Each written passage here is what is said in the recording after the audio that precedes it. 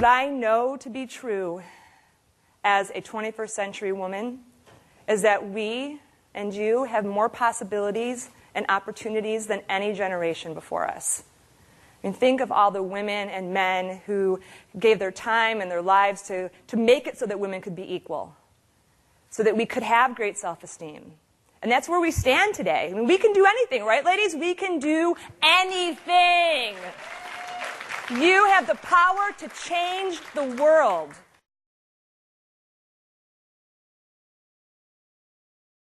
Some people say, like, we're Generation X, we're Generation Y. I say, forget about that. We're Generation E, for Generation Exhausted. Do you have more stress in your life than your mothers and grandmothers combined? And what's the payoff for this? It hasn't been more happiness. Actually, this is a proven fact. There was a study done in October of last year by Time magazine. They had studied all these women back in the 1970s about everything from choices and freedom and stress and happiness, and they went back and did the same thing again last year. Well, what they found is, yes, more choice, more freedom, fabulous, but no more happiness. Well, what the heck are we working so hard for? How do we all get here? Anyone here ever feel a little bit exhausted? Does anyone here not want to take care of themselves? Yeah, I didn't think so, right? Like, we all know, yeah, taking care of me would be good. Loving myself would be a good idea. Although those people at dictionary.com, are you ready for this? They define self-love as narcissism, conceit, and vanity. Yeah, that was my reaction. I think I fell out of my chair when I read that last year. And that's part of why we're here. We're going to reclaim the definition of self-love today. Could you imagine telling your daughter or your son or any young child in your life, hey, you don't love yourself? We would never say that. But you know who we say it to all the time? Me. Christina Rilo is a former marketing executive and Kellogg MBA graduate turned inspirational catalyst, popular author, coach, and speaker. She shares the truth about the silent epidemics impacting today's 21st century woman. Christine's a self-admitted recovering achievement junkie and doing addict herself. She connects so deeply to female audiences because she talks honestly about everything we women think about our unsustainable lifestyles but are too afraid to say out loud. She is a master at offering new perspectives and daring but doable strategies for transforming exhaustion and busyness into choices that create self-love and self-empowerment. I have a lot of self-love. I know myself. I really am doing what I want in my life. I'm very free. I have a great marriage. And I am really hard on myself. If you could see the black and blue marks that my mean girl has put on me, you would call the authorities. Anyone here have an inner mean girl? We're going to talk about her today. We're going to get her on your side today. This is what I call the silent epidemic of the inner mean girl syndrome.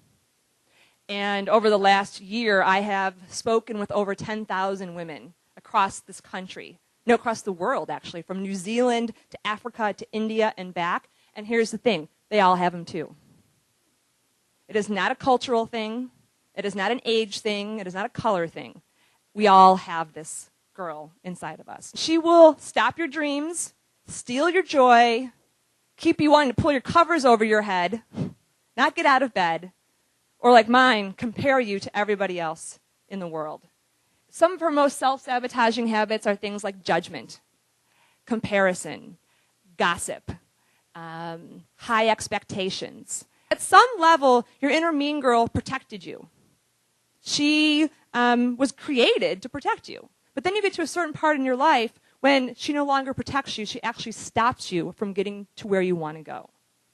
So you have a broadcasting station in your head. It's like a big radio station. And you get to choose whether it's her running the show, that's 88.9 FEAR, fear, or turning the channel to 108.00, where LOVE broadcasts. And that's the channel of self-love. And that's the channel that your inner wisdom actually broadcasts on.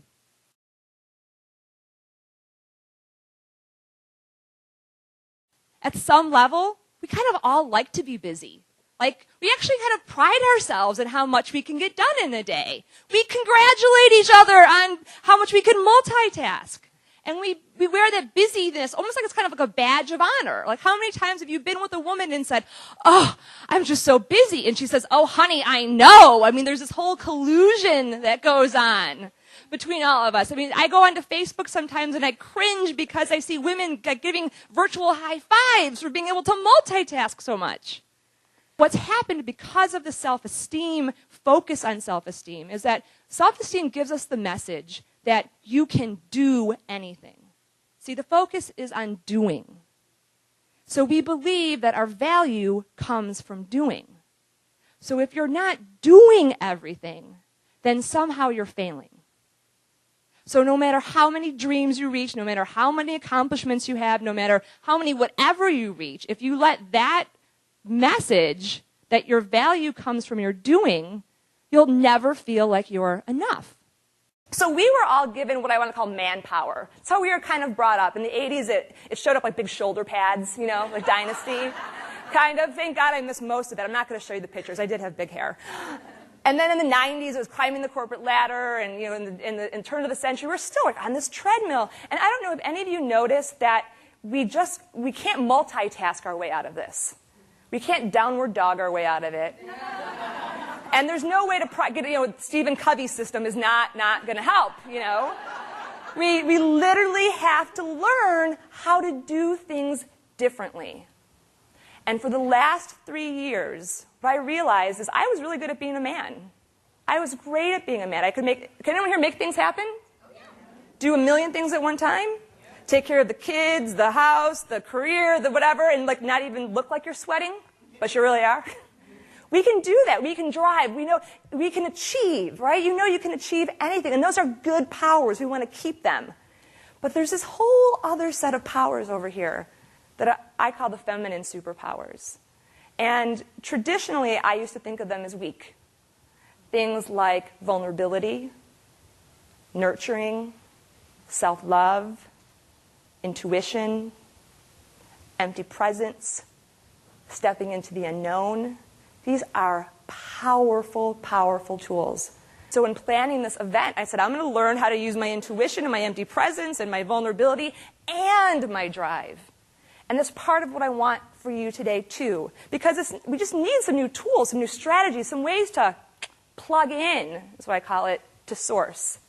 There's a huge source of energy out there that you have to be able to tap into if you're going to be able to make the difference I know you all want to make.